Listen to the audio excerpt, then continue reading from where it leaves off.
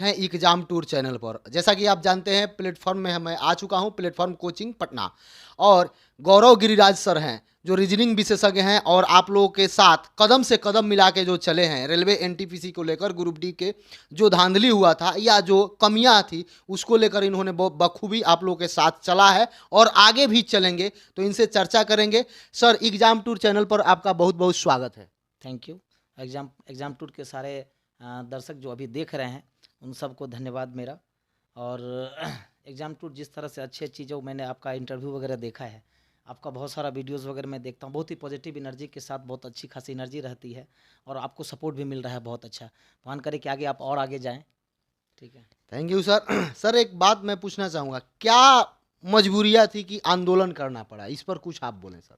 देखिए, कोई भी आंदोलन कोई प्लान बना करके नहीं करता है, आंदोलन की उपज होती है। तो आंदोलन कहीं न कहीं हुआ, तो सबसे पहला तो मैं ये पक्ष रखूँगा कि ये जो आंदोलन हुआ जिसमें कि फिजिकल प्रोटेस्ट हुआ और रेलवे संपत्ति को जो हानि पहुँची, ये सारा चीज़ कहीं न कहीं गलत हुआ। ये कहीं न कहीं गलत हुआ, राष्ट्र की हानि हुई और बहुत सारी व्यवस्थाएँ ठप पड़ी, बहुत सारे यात्रियों को दिक्कत हुई, सारा कुछ। लेकिन मैं एक पक्षीय बात नहीं करूँगा। एक पक्ष छात्रों का भी पक्ष लेकर के चलना होगा कि कुछ जो जितने भी छात्र थे, लगभग इतने करोड़ों के छात्र थे, वो छात्र लगभग 3 साल 4 साल से पटना में रह करके कोई ज़मीन बेच करके पढ़ रहा था, कोई ठेले वाले का बच्चा था, कोई सब्जी बेचने वाले का बच्चा था, किसानों के बच्चे थे।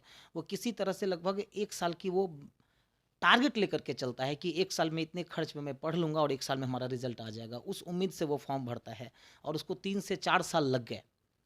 तो कहीं न कहीं गुस्सा उन लोगों में था। रिज़ल्ट में धाँधली, डेट डलने के लिए प्रोटेस्ट, सारा कुछ। तो कहीं न कहीं आंदोलन में जो है शिक्षकों का कोई रोल रहा नहीं, जैसा कि न्यूज़ में भी पूरा वायरल हुआ। शिक्षक कभी नहीं चाहते थे कि यहाँ पर ये इस तरह से फिज़िकल प्रोटेस्ट हो और इतना बड़ा ये चीज़ हो। हम लोग डिजिटल प्रोटेस्ट भी किए, बड़े-बड़े डिजिटल प्रोटेस्ट किए। उसमें रेलवे मिनिस्ट्री से जो है सो हम लोगों की माँग भी रखी गई। एग्ज़ाम डेट के लिए हम लोग प्रोटेस्ट किए, रिज़ल्ट के लिए प्रोटेस्ट किए, सारा कुछ करते-करते। लेकिन धाँधली जो 24 तारीख को एक्चुअली हो गई कि कुछ बच्चे अपने खुद से, जैसा कि हमारी डीएम साहब से मीटिंग हुई थी, एसएसपी साहब से मीटिंग हुई थी, उस मीटिंग में मैं खुद प्रेज़ेंट था। डीएम साहब ने खुद कहा था और वहाँ पे प्रशासन ने भी कहा था कि ये एक लीडरलेस प्रोटेस्ट था, जिसका कोई लीडर नहीं था। तो लीडर कहीं न कहीं नहीं था। हाँ, अभी ऑब्वियसली सी बात है, कुछ यूट्यूबर उसको मसाले मार करके अगर दिखाया गया। देखिए, को 2 पक्ष होता है।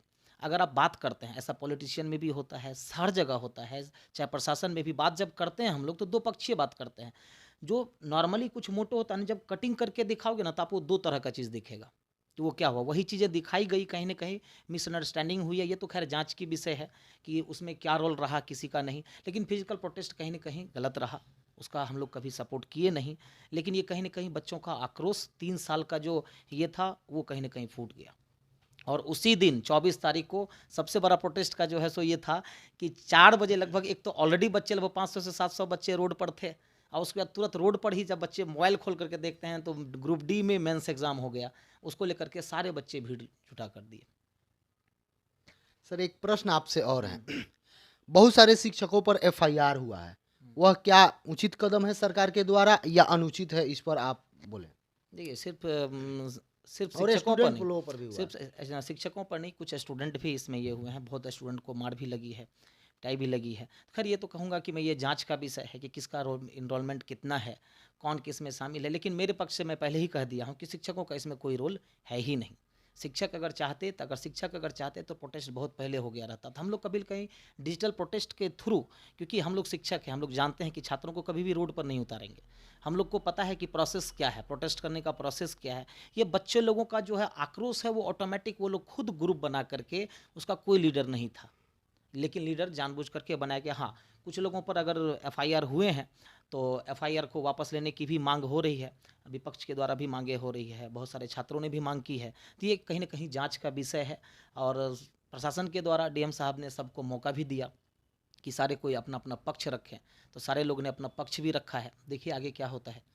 सर, चूंकि आप रीजनिंग पढ़ाते हैं तो रीजनिंग से एक मैं प्रश्न करूंगा। अब तो रिजल्ट रिवाइज आएगा, ये 100% हो गया। तो जिन बच्चों का रिजल्ट हुआ है वो तो पढ़ना स्टार्ट कर दिए हैं, जिन बच्चों का नहीं हुआ था वह अब शुरू कर दें, और किस तरीका से थोड़ा सा रीजनिंग पढ़े कि अच्छा कर जाए, चूंकि ग्रुप डी का भी उनका एग्जाम है और एनटीपीसी मेंस का भी एग्जाम है। तो इस पर थोड़ा सा 2 मिनट कुछ बोल देते। देखिए, बच्चे लोग, मैं आप लोग को एक संदेश देना चाहता हूँ। देखिए, कहीं न कहीं बच्चों को ना थोड़ा बहुत गुमराह भी किया जाता है, और बच्चे लोग भी आजकल थोड़ा साइंटिस्ट ब्रेन के ज़्यादा हो गए हैं। आप लोग भी थोड़ा-सा ज़्यादा साइंटिस्ट ब्रेन लगाते हो। अच्छा, पिछले बार ऐसा क्वेश्चंस रहा है तो इसी तरह का तैयारी करेंगे। देखो, जब आपका प्रिपरेशन, जब सिलेबस डिसाइड होता है, तो आप कभी भी कॉन्ट्राडिक्ट मत करो कि कोई भी चैप्टर पढ़ते हैं आप, तो उस चैप्टर पे कंप्लीट नॉलेज होनी चाहिए। ऐसा नहीं कि ये वाला परसेंटेज का ये क्वेश्चन जो है सो एसएससी में आएगा, ये क्वेश्चन रेलवे में आएगा, ये क्वेश्चन बैंक में आएगा। ये डिसीजन लेना आपका काम नहीं है।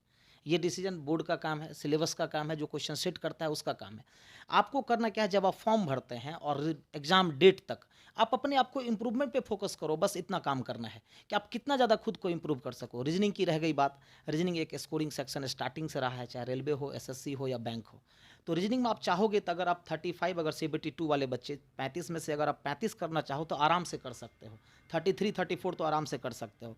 उसमें आपको करना क्या है कि जो भी चैप्टर्स का सिलेबस रहा है पिछली बार और सीबीटी 1 2021 में, उसमें करना क्या, थोड़ा सा अपना लेवल बढ़ा करके जाना है, ताकि अगर आपका लेवल पहले से अगर बढ़ा रहा तो अगर एग्ज़ाम में कुछ नया चेंजेस हो गया तो आप उसके लिए, आपको नया नहीं लगेगा, बाकी बच्चों को वो नया लगेगा। तो आप पहले से प्रिपेयर होकर के जाओ और कहीं न कहीं हर दिन को टारगेट करो। कहा जाता है कि अगर 3 महीने का समय मिले तो 3 महीना देखने में बड़ा छोटा लगता है। मल्टीप्लाइड बाय 30 कर दो, 90 डेज़ में वो कन्वर्ट हो जाता है। मल्टीप्लाइड बाय 24 कर दो तो वो आवर में चेंज हो जाता है, तो समय आपको बहुत बड़ा लगने लगेगा। तो छोटे समय को बड़ा समय बनाओ और कहीं न कहीं एक्स्ट्रा एक्टिविटी पे कंट्रोल करो। कहा जाता है कि मैच्योर जब पर्सन बन जाता है ना, तो उसको किसी की गाइड की ज़रूरत नहीं पड़ती है, वो खुद ब खुद पढ़ाई करने लग जाते हैं। तो अपना डे बाय डे इम्प्रूवमेंट पर ध्यान दो। जब तक आपका रिजल्ट नहीं आता है, जब तक आपका एग्ज़ाम का डेट नहीं आता है, तब तक खुद को इम्प्रूव करो। अगर आज 45 पे रहो तो डजेंट मैटर, 45 से 48 कैसे जाएँ, 48 से 53 कैसे जाएँ। हाँ, अचानक अगर आप सोच लोगे कि 55 से मुझे 75 जाना है, तो आप फिर डिप्रेस्ड में हो जाओगे। 55 से पहले 60 एफर्ट लगाओ, 60 से 63, 75 तक भी पहुँचोगे आप। तो इस तरह से तैयारी करें और जहाँ से जो भी दिक्कत होगा, हम आप लोग के लिए साथ में हैं। सर, एग्जाम टूर के व्यूअर को आप क्या संदेश देना चाहते हैं, बस थोड़ा सा? सारे बच्चे जुड़े रहें, शिक्षा से संबंधित जो भी जानकारियाँ हैं यहाँ से आपको मिलती रहेगी। और आपको बस करना क्या है कि अभी ग्रुप डी का एग्ज़ाम आने वाला है, एनटीपीसी का एग्ज़ाम आने वाला है। इस दोनों को फोकस करो बच्चे, आप दोनों को अलग मत करो। ग्रुप डी अलग, एनटीपीसी अलग नहीं, दोनों का लगभग 70 से 80% सिलेबस सेम है। ये मत सोचो कि सीबीटी 2 का तैयारी कर रहे हैं तो मैं कहीं मेरा ग्रुप डी तो नहीं लटक जाएगा, बिल्कुल भी नहीं।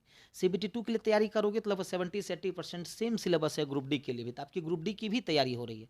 या अगर आप ग्रुप डी की तैयारी करते हो तो सीबीटी 2 की भी तैयारी हो रहा है। जिन बच्चों का रिवाइज रिजल्ट आने वाला है, ठीक है, किसी भी चीज़ का इंतजार मत करो, अपना पढ़ाई में लगे रहो। क्योंकि देखो, वो एक अपना पक्ष है। रेलवे मिनिस्टर आपने आपकी लगभग सारी मांगे को मान लिया गया है। कुछ मांगे जो हैं उस पर चर्चाएं जारी है, बहुत जल्दी आप लोगों को तक मैसेज आ जाएगी। बस एक पक्ष आपको अपने तरफ से भी रखना होगा, तो मेहनत डेली बाय डेली करना रहना है और एग्ज़ाम टूर से जुड़े रहना है। सर, जो आप मीटिंग में कई जगह गए हैं, कोई ऐसा बात जो स्टूडेंट को बताने लायक हो तो आप बोल दें थोड़ा। स्टूडेंट को बताने लायक, जैसे कि जितने भी चेयरमैन से हमने मिला, मुजफ्फरपुर के चेयरमैन से हमने मिला, पटना के चेयरमैन से मिला, महेंद्र घाट के चेयरमैन से मिला, तो उनका एक कहना था कि बच्चों का जो प्रीलिम्स एग्ज़ाम होता है वो नहीं जब आप एग्ज़ाम देते हो।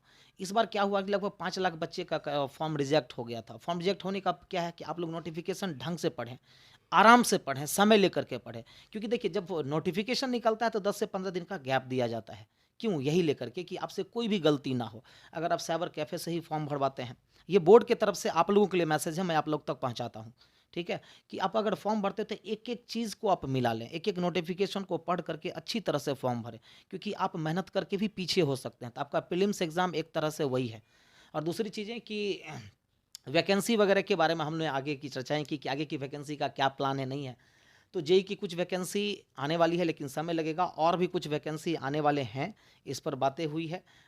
उसका भी इंतज़ार रहेगा हम लोगों को। और बोर्ड की तरफ से सबसे मेन बात जो थी, कैलेंडर के लेकर कुछ बात हुई क्या? हाँ, कैलेंडर के लेकर के बातचीत हुई, वही मैं बताने वाला था। कैलेंडर और कुछ जो रिजल्ट के बारे में कि ईडब्ल्यूएस का ग्रुप डी में कुछ नए चेंजेज हुए, तो कैलेंडर के बारे में उन्होंने बताया कि आप लोगों ने बहुत अच्छा बात रखा, जब हम लोगों ने सभी ने एक पक्ष रखा कि एग्ज़ाम कैलेंडर जारी हो, जिस तरह से सबका एग्ज़ाम कैलेंडर जारी हो। वैकेंसी आपकी जैसे ही हो, अगर किसी की में वैकेंसी नहीं आना है, ठीक है, वो खाली रह जाएगा, लेकिन हर साल आप कैलेंडर जारी करो और उसके अकॉर्डिंग टाइम टू टाइम आप एग्ज़ाम लो।